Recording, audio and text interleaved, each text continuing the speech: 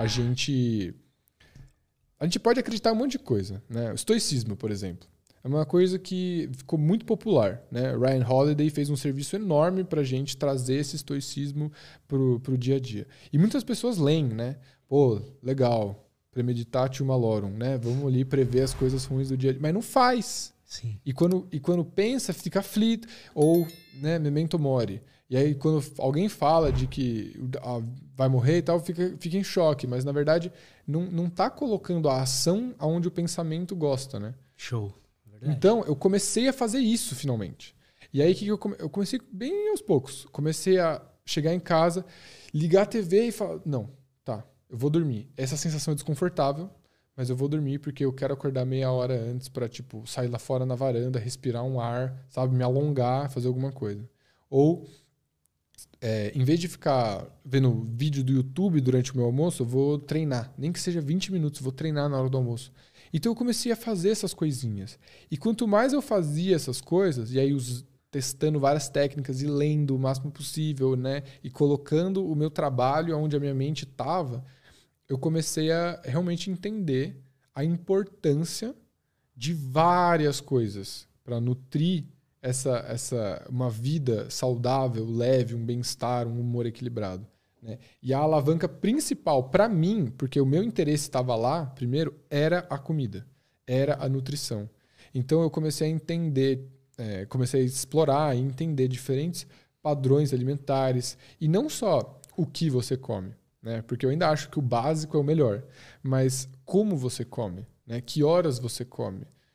Por exemplo, comecei a testar vários tipos de jejum durante os dias, comecei a testar várias ordens de comer a comida no prato para me sentir mais saciado. Comecei a equilibrar nutrientes em diferentes partes do dia para também reduzir as volatilidades de glicemia, de energia. Uhum. Comecei a flexibilizar meu metabolismo para fazer melhor uso de tanto gordura quanto glicose no cérebro e tal. Então eu comecei a testar isso e eu comecei a me aprofundar nisso, aprofundar. E aí eu cheguei num ponto que aquilo estava me fazendo muito bem. Muito bem. Eu ouvi você recentemente, num outro podcast, falou que você estava indo para um campeonato de Gil, né? Uhum. E aí você foi com uma Nutri e aí você começou a se sentir bem de uma forma que você não esperava. Sim, exato. Foi isso mesmo, cara. Tipo, eu fui na Nutri pra perder peso pra uma luta. Então precisava bater 64 quilos até novembro. Preciso ainda, né? Até novembro. Mas quando ela me passou tudo certinho, me passou suplementação também de nutrientes e tudo mais...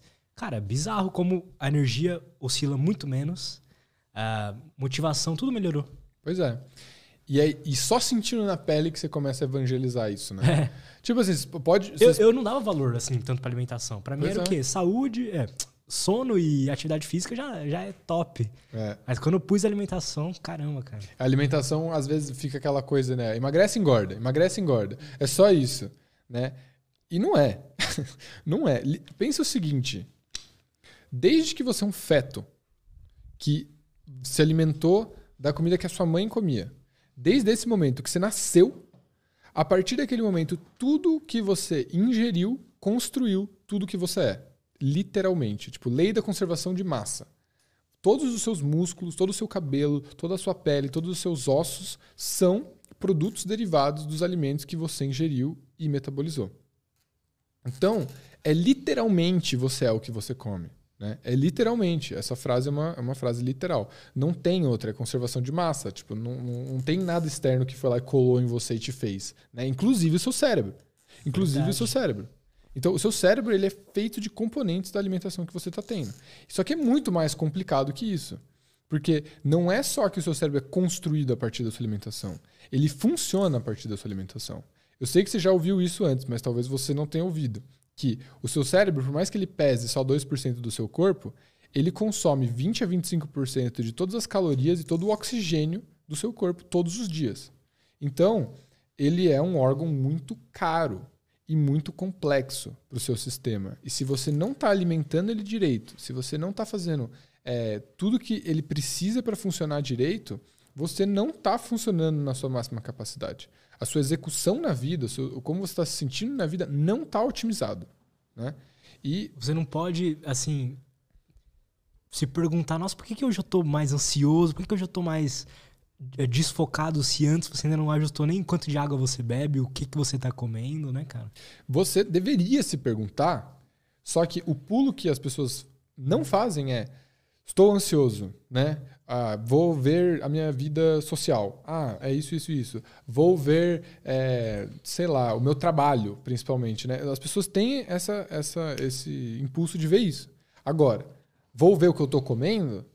Poucas pessoas. No nosso mundo, muito mais. Só que na vida real, né, no público geral, assim, cara, é um pulo que as pessoas não fazem muito. Inclusive no mundo da nutrição. Você bota assim no Google, nutricionista, o que vai aparecer? Emagreça, ganhe massa, performance atlética. Né?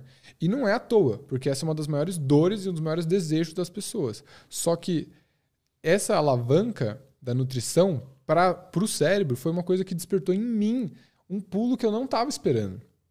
E esse pulo foi o que me deu, né, um ímpeto inicial a começar a consolidar essa ideia do neurofood, essa semente que era o neurofood. E aí o que aconteceu? Eu, por mais que estivesse adaptando a minha rotina e vendo o poder que a rotina tem, né, de melhorar o seu estado mental, o seu estado de humor, sua produtividade, sua energia e tal, e sua autoconfiança no final do dia, eu ainda não queria mais trabalhar lá, não queria mais viver essa vida. Né? Então o que eu fiz? Eu falei, vou fazer um plano. Né? Vou fazer um plano de sair do banco e fazer o que eu quero, trabalhar e tal. Estou pensando ainda. Lembra que o Neurofood não existe ainda, né? Eu estava pensando em várias outras coisas. E aí chegou um momento que o trabalho começou a apertar muito mais. Né? Eu tive problemas de relacionamentos, tive problema, né, com amigos, tive problemas, estava na terapia, um momento muito difícil. E eu falei, vou sair, vou espanar. Não tenho tempo para fazer um plano, preciso sair. Né, pelo meu bem. Aí veio a pandemia. Aí na pandemia a gente teve que ir para casa. Né? Aí eles falaram, vocês vão ficar 2 semanas em casa, depois vocês voltam. Não voltamos. Nunca voltou. Ficou mais de 1 ano lá até eu sair. Então a gente saiu em 2020, março. A gente voltou para casa para trabalhar de home office e eu nunca voltei para o escritório, porque eu saí. Então em março de 2021 eu saí. E esse ano em casa foi o que me permitiu respirar, porque os primeiros meses da pandemia, os clientes e a gente trabalhou muito menos. E isso me deu a oportunidade de conviver com a minha família, de estar em casa, né? Perder muito menos tempo indo e vindo, trabalhar menos, porque estava tendo um fluxo de deals menores no banco e tal. E isso me deu a capacidade de sentar, respirar, né? Aquele princípio estoico, né? De que a quietude é a chave. Tipo, a gente precisa parar para pensar, precisa refletir. E eu consegui. Foi uma oportunidade. Né? Eu acho que eu teria espanado muito mais rápido se eu não tivesse essa oportunidade de ficar em casa. E, para mim, né, eu sei que para a maioria das pessoas, ficar em casa e o período de lockdown da pandemia foi um desafio muito grande de saúde mental.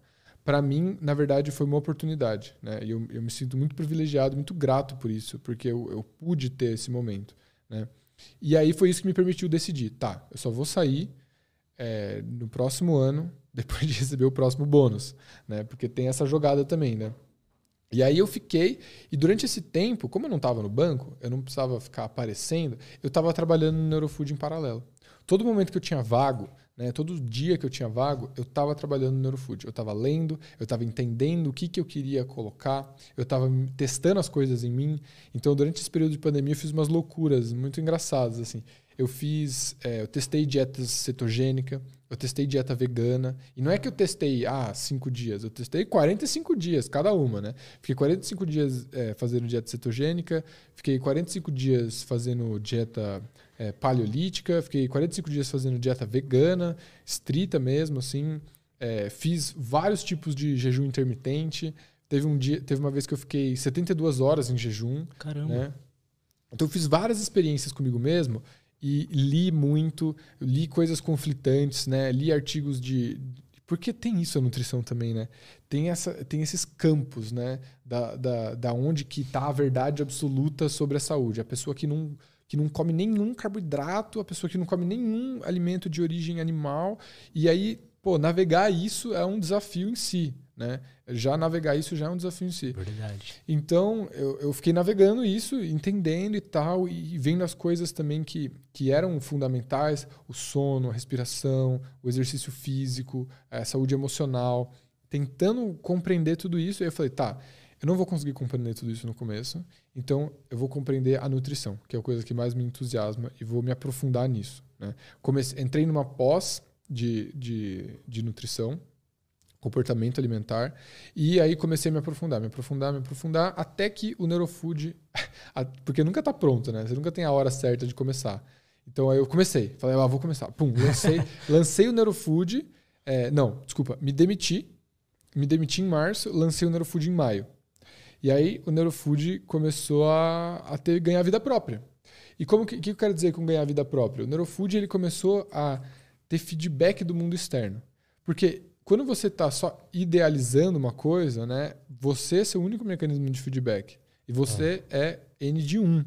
Quando você joga coisa no mundo, você começa a ter resposta, você começa a ter crítica, você começa a ter hate, você começa a ter admiradores. E tudo isso meio que vai de encontro à sua perspectiva daquilo que você criou. Você acha que uma parte do que você criou é muito legal e outra parte é meio mais ou menos. Só que, na verdade, você vai estar vendo que essa parte que é mais ou menos é muito mais interessante do que a parte que você acha legal.